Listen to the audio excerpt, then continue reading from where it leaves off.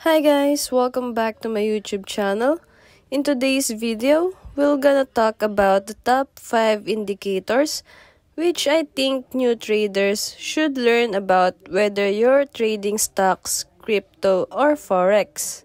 The following indicators that would be mentioned are the top 5 indicators which I think would be very useful as a good starting point. Now, when I say top 5 indicators, this doesn't mean that these are magic indicators or holy grail that will give you 100% win rate in your trades. I just want to emphasize that what I meant as top 5 indicators for beginners is that when I was new and still struggling with all the different indicators out there, and I didn't know what to use or how to use them, I was overwhelmed, and I wish that there was someone who had taught me these things so that I have somewhere I could start off. Which is why today I am sharing you these indicators not as some sort of holy grail which you should stick with for the rest of your trading journey, but merely as a foundation in building your own trade setup that would work for you, your risk tolerance, and your lifestyle. Because at the end of the day, there is no such thing as a perfect indicator or magic algorithm that will give you 100% win rate. It all comes down to figuring out what will work best for you, your personal risk tolerance, and your lifestyle. Okay? So, without further ado, let's get started. To start off, the first 2 indicators we're gonna mention is something that is mostly have been set in the chart automatically by different charting platforms. Meaning, they have always been there, which is why they are normally aren't considered as indicators, but in reality they are. Technically, all other indicators out there, if you'll try to look at their mathematical equations, it all comes down to using these 2 indicators to get those results. So the first indicator we are talking about is the volume. Volume is the total number of shares traded during a certain period of time.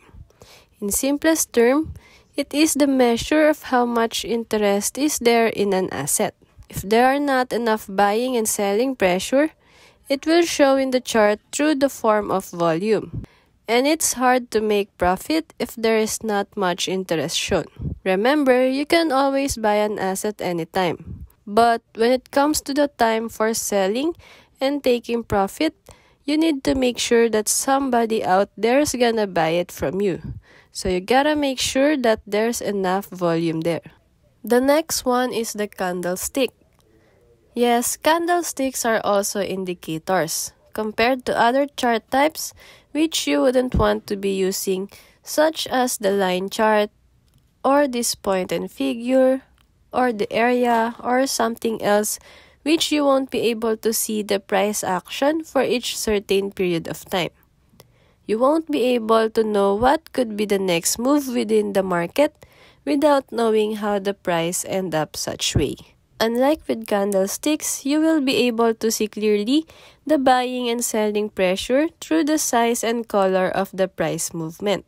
Now, to further understand candlesticks and different candlestick patterns, I have previously made a video explaining all of this. In case you haven't watched it yet, I suggest to watch that first before continuing this video. Going back, these 2 indicators are the most important factors you should learn first when it comes to price action trading, which is why these 2 are the foundation of all other indicators. Now, going to the third indicator, we have the moving average. Moving average calculates the average price over a certain period of time and plots it as a line. Let's say your settings is at 50 moving average and the source is at closing price. Then the calculation would include the total closing price of the previous 50 days divided by 50 days. This can help traders to have a general idea where the market trend is heading. Now, when a price breaks above a moving average, Usually, it signals an upward trend in the market. Let's see in this example. After the price broke above the 50 moving average period, it was then followed by an uptrend movement. Now, it's the complete opposite when it comes to the price breaking below the moving average, which signals a downward trend in the market. In this example, after the price broke below the 50 moving average period, it was then followed by a downtrend move in the market. Another signal is when there is a support bounce, meaning the price bounced from the moving average. If it bounced upwards from the moving average, then a possible uptrend might take place, such as in these examples. On the other hand, if the price bounced downwards from the moving average, a possible downtrend might take place. Now, one thing to be aware of is whipsaws. A whipsaw is when the price crosses over the moving average, giving one signal and then reverses quickly, just like in this example.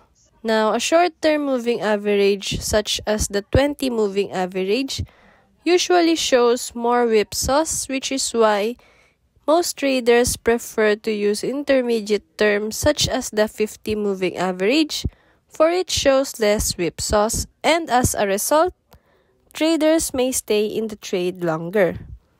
Also, this moving average we are talking about is the simple moving average. Emphasis on the simple because we also have other moving average such as the exponential moving average, weighted moving average, and many more, which are different indicators. Now, the fourth indicator is the relative strength index or the RSI. RSI measures the size and speed of the price changes within a certain period of time. Let's say your settings is at 14 days. Now, it will divide the average gains from the average losses during those chosen period of time. And this is what we call the relative strength, which is what we see in the RSI graph. Now, in terms of the RSI, you have to keep in mind these two ranges which can help you identify potential trend changes: the overbought and the oversold. Overbought refers to the range wherein if the price reaches this point, a possible reverse to the downside could take place. On the other hand, oversold is the range wherein if the price reaches this point, a possible reverse to the upside could take place. Now, traditionally, the ranges 70 and 30 is used as the overbought and oversold ranges. If the price crosses above 70, it means that the price is already overbought and a possible reversal to the downside might take place in the near future. On the other hand, if the price crosses below 30, then the price is already on a oversold range, and a possible reversal to the upside might take place in the near future. Now, aside from the traditional 70 and 30, others use the ranges 80 and 20 as a way to maximize the overbought and oversold condition of the market. Another, RSI can also use to spot trend reversals through the divergences. A divergence occurs when an asset's price moves one way and the RSI moves the opposite direction. For example, a bullish divergence occurs when the price makes lower lows but the RSI makes higher lows. This can be a signal for a possible reversal to the upside will soon take place, just like in this example. Now, if there is a bullish divergence, of course, there is also a bearish divergence. A bearish divergence occurs when the price makes higher highs, but the RSI shows lower highs. This can be a signal for a possible reversal to the downside will soon take place. One thing to be aware of is that its signals aren't always accurate, mainly because RSI won't be able to anticipate market events that can cause sudden pumps and dumps in the market. unless it already happened.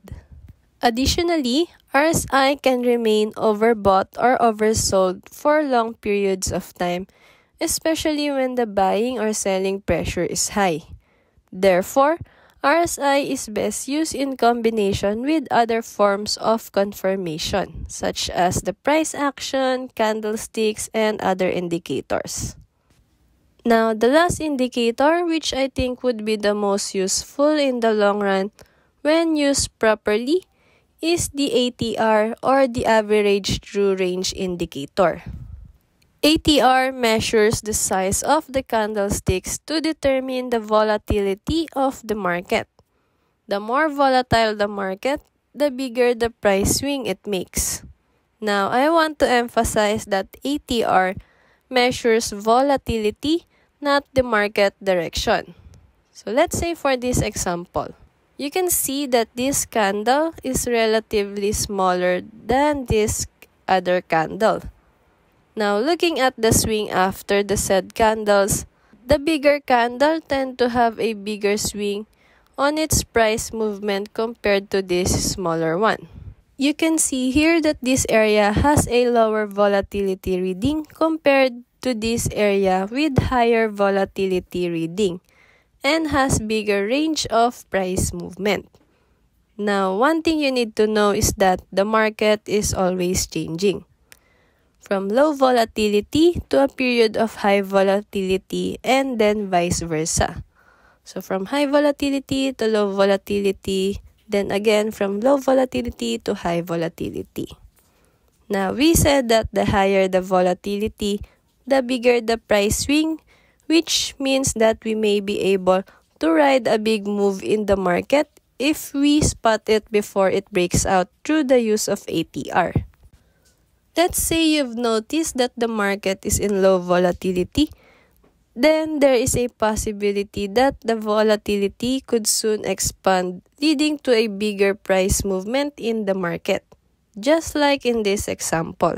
Here you can see that the price movement has been on a sideways consolidation pattern, and same goes for the market volatility, which has been consolidating in the lower environment of the ATR. There is a possibility that this sideways consolidation pattern might expand, leading to a big price movement. Now, as we mentioned, the ATR measures the volatility, not the market direction. Therefore, the possible big price movement may either be to the upside or downside of the market. Now, let's see what will happen in this example. As you can see, the price went on a downtrend movement until the ATR reaches another low volatility environment, and now the price has started to move on smaller swings again. So that's how ATR works, okay? And that also concludes our top 5 indicators for beginners. Now, to end this video, I'll be leaving you with these lessons. The first one is that no matter how accurate or how great an indicator is, never trade it alone. You may combine it with other forms of confirmation, such as the candlestick patterns, price action, divergences, other indicators, and the likes in order to add confluence to your trade setup. There's no such thing as a perfect or magic indicator that will give you 100% win rate. At the end of the day, it would come down to what best suits you, your risk tolerance, and your lifestyle. And lastly, I would just like to emphasize again that what we meant with these top 5 indicators is that these indicators are as good and as firm to be the foundation of your future trade setups. Do not limit yourself with just these indicators, but instead explore and use them as a foundation for a better trade setup that would best suit you. Okay? So that's all for this video. See you on the next one.